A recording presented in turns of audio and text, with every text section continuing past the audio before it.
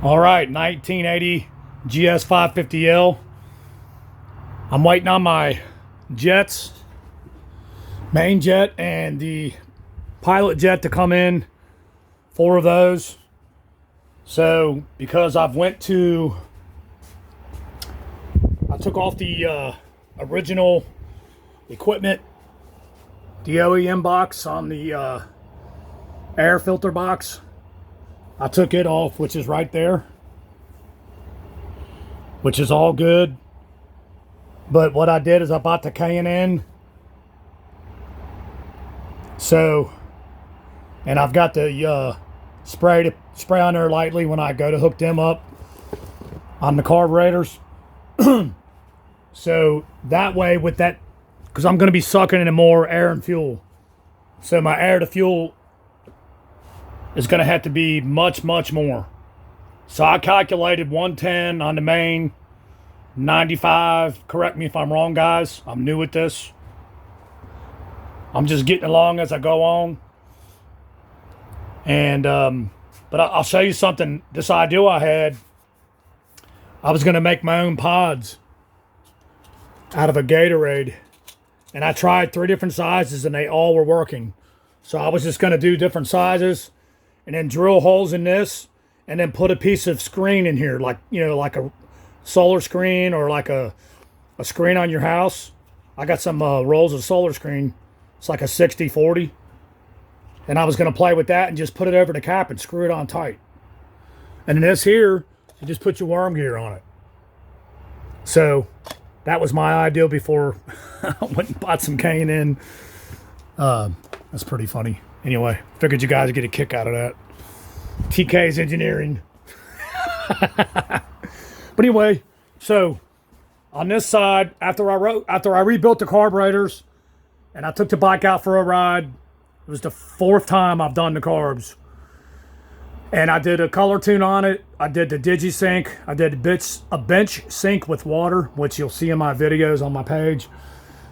But anyway, the bench sync with the water was, man, it was dead freaking on. So anyway, stay focused here. I got a lot going on. So this baffle's blowed out, as you can see. So I come up with this. This is a pull vacuum hose.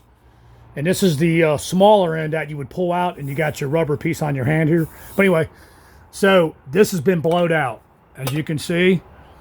And way down in there is a tube. So I figured this, I could slide this in that tube down there, put some JB weld on it. Check it out, it fits, watch, it slides right down in there, watch. Bam! Right, and then I'm gonna cut this end to fit. This is a brand new fuel filter that I had for my Kubota. So that kind of, I thought about it, I was like, man, what can I use? I thought, man, an oil filter, and I went, well, the oil filters are too big. Because this is 3.5 inside. This is 3.25, but by the time, because it narrows down, it's like a cone. But by the time I shove that thing in there, it's going to be in there tight, and I'm going to JB weld it around the outside here. And then JB weld this into here, and JB weld that into the tube.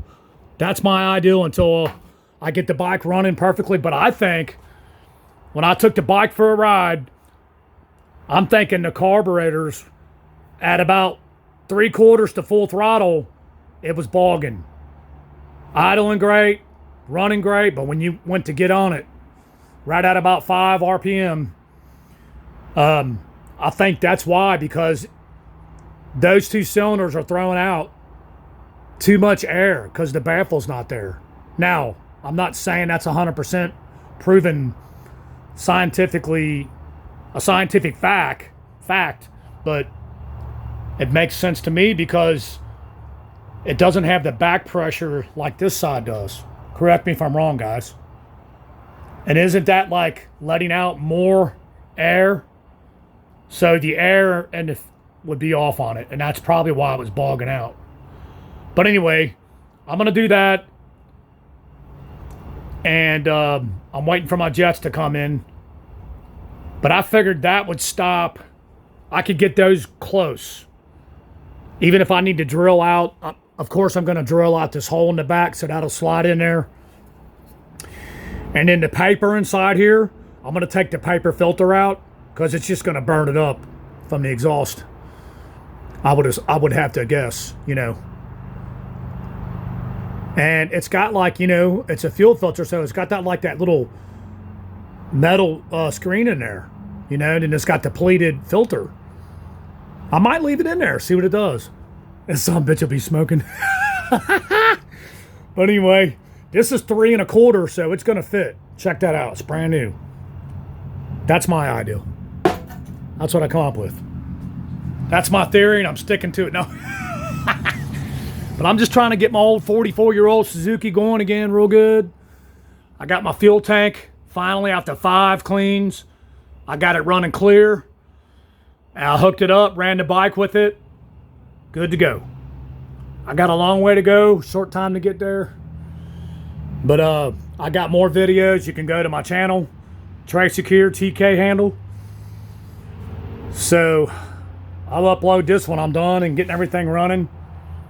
I'll make a short video on it, just showing it completed. But I figured if I JB welded everything in, I'll get it kind of where I want it tonight.